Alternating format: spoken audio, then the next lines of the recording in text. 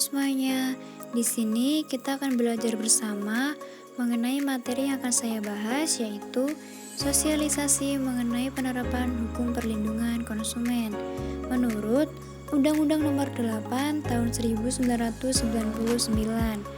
Nah, untuk itu di sini saya mengambil tema yaitu jual beli secara online, di mana pihak toko itu tidak amanah dalam melayani konsumennya.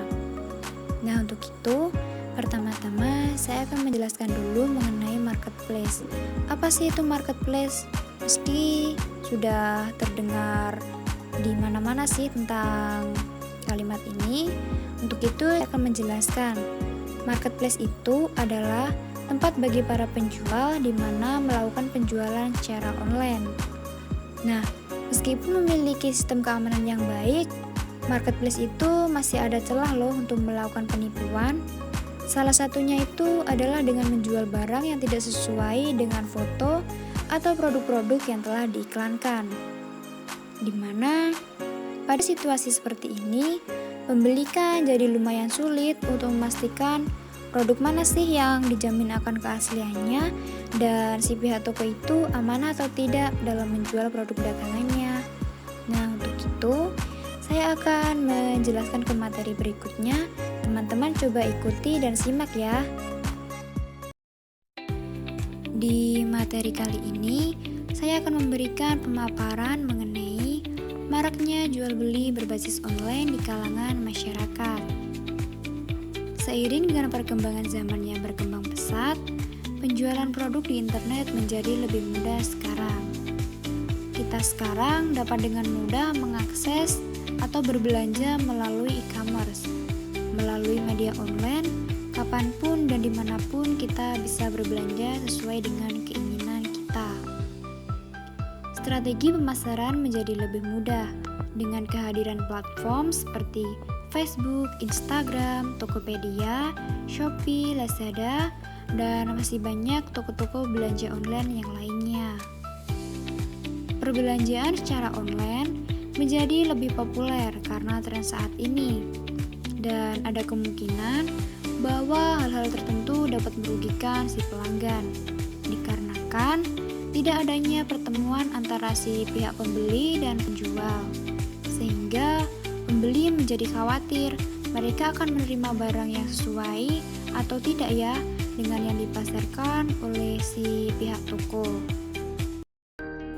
Ilustrasi kasus jual beli online di aplikasi Lazada, di mana pihak toko tidak amanah dalam melayani si pihak konsumen.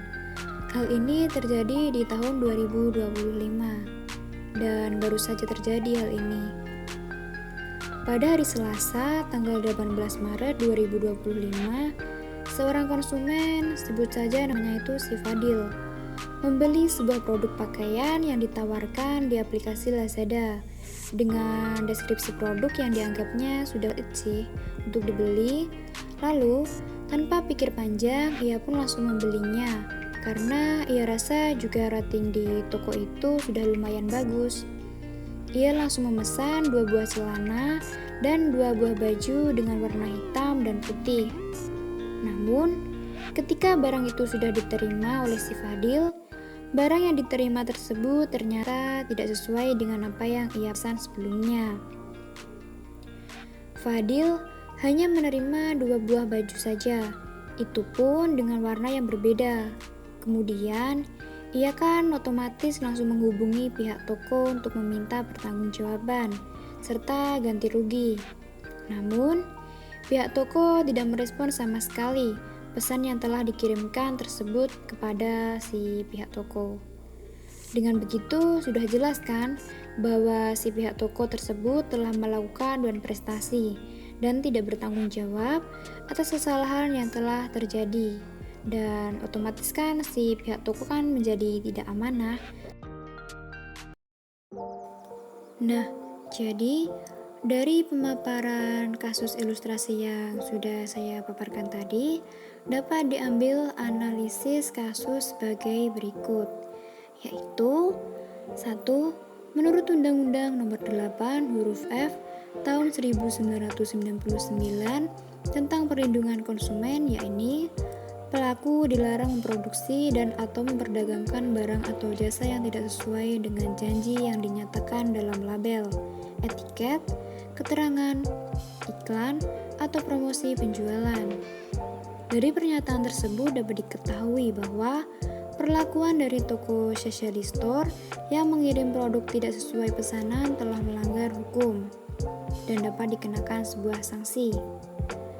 Kemudian di nomor 2, pada pasal 7 Undang-Undang Nomor 8 Tahun 1999 tentang perlindungan konsumen menjelaskan pula yang berkaitan dengan kewajiban pelaku usaha yang berbunyi, jika pelaku usaha melakukan suatu perbuatan yang melanggar hak konsumen, maka wajib untuk membayar ganti rugi kepada konsumen.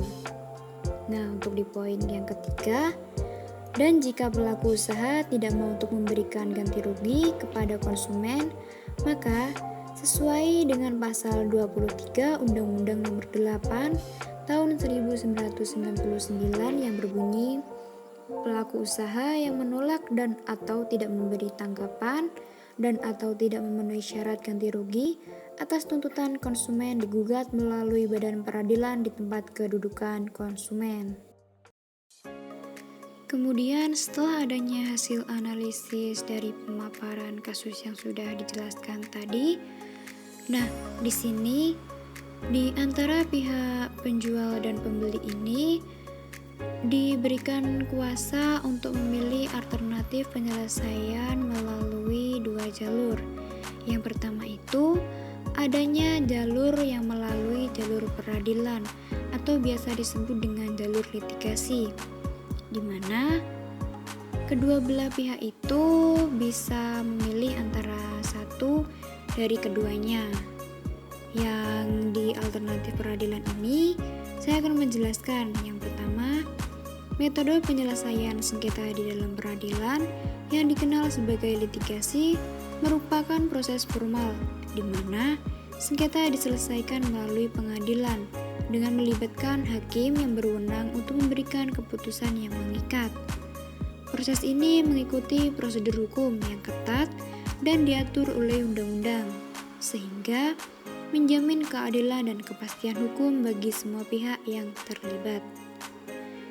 Kemudian, namun, proses litigasi juga memiliki beberapa kelemahan seperti biaya yang tinggi, waktu yang lama, dan resiko hubungan antara kedua belah pihak itu dapat memperburuk akibat konfrontasi yang terjadi selama proses penyelesaian masalah.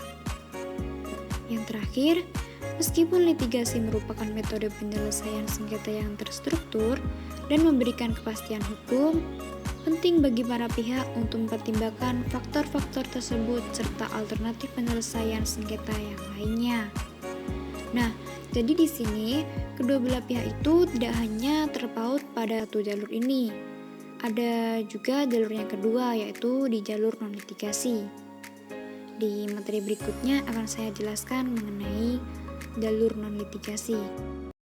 Alternatif penyelesaian melalui jalur di luar peradilan atau biasa yang disebut dengan non-litigasi.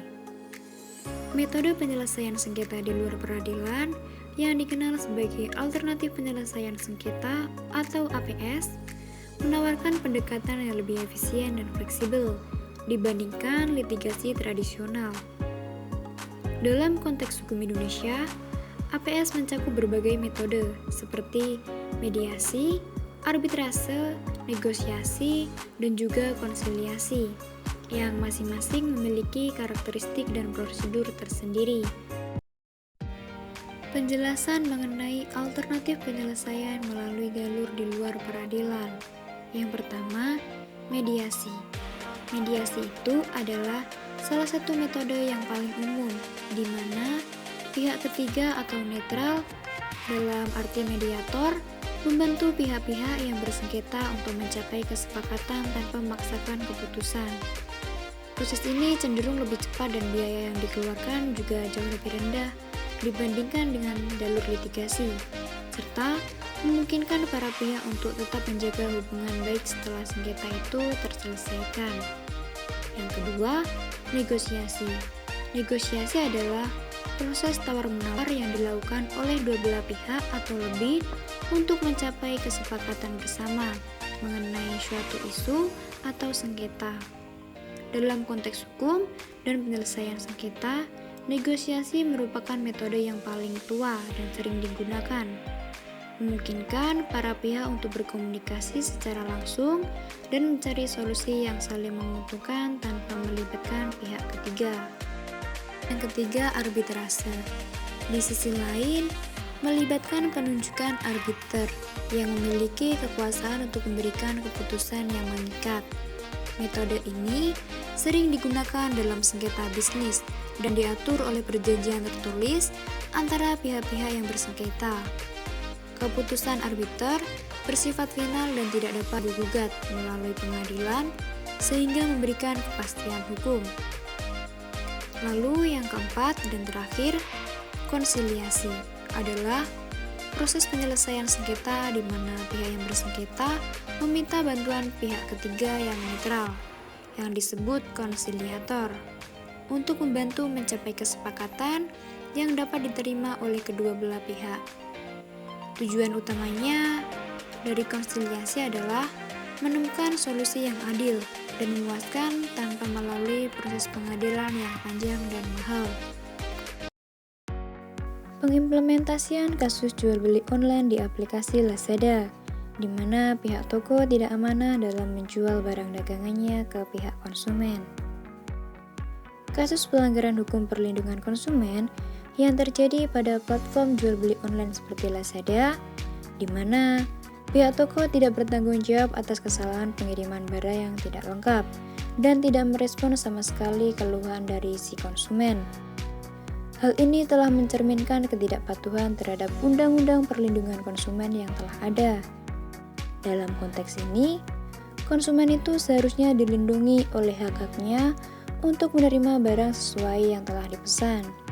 Dan jika terjadi masalah, pihak penjual itu wajib memberikan sebuah solusi, bukannya malah menghindar dan tidak bertanggung jawab atas kesalahan yang telah ia perbuat.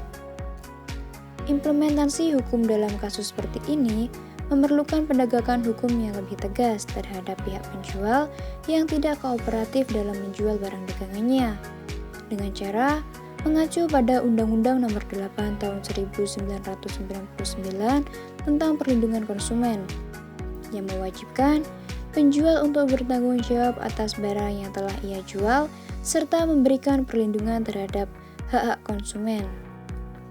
Pihak platform e-commerce pun seperti Lazada juga memiliki tanggung jawab yang penuh untuk memastikan kebijakan yang jelas tentang pengembalian barang dan penyelesaian sengketa antara penjual dan pembeli, agar memberikan kesan rasa aman dan kepercayaan bagi si konsumen. Dari pemaparan materi yang sudah saya sampaikan, dapat diambil kesimpulan adalah sebagai berikut.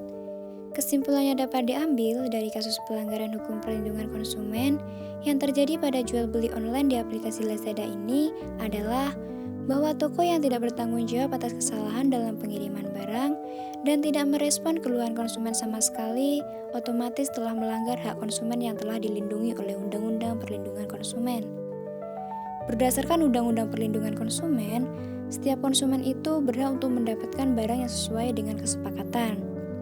Dan apabila terjadi ketidaksesuaian atau kerugian, pihak penjual wajib untuk memberikan sebuah solusi yang adil, seperti penggantian atau pengembalian barang. Dalam kasus ini, ketidakamanan dan kelalaian toko dalam memenuhi kewajiban serta mengabaikan komunikasi dengan konsumen sudah mencerminkan bentuk pelanggaran terhadap prinsip transparansi serta tanggung jawab. Oleh karenanya, langkah yang perlu diambil adalah mengedukasi para pelaku usaha tentang pentingnya memenuhi hak konsumen serta menegakkan sanksi yang tegas agar praktik semacam ini tidak terulang kembali. Untuk menutup pemaparan materi dari saya akan memberikan sebuah kalimat yang saya tujukan kepada seluruh konsumen agar ketika menjadi seorang konsumen itu bisa bijak dalam memilih barang dan bisa terhindar dari kasus penipuan. Kalimatnya adalah berikut ini. Kualitas bukan hanya tentang apa yang Anda beli, tetapi juga tentang pengalaman yang Anda ciptakan. Pilihlah dengan hati dan nikmati setiap momen berharga. Itu saja pemaparan materi dari saya. Bila ada kurang lebihnya saya mohon maaf. Wassalamualaikum warahmatullahi wabarakatuh.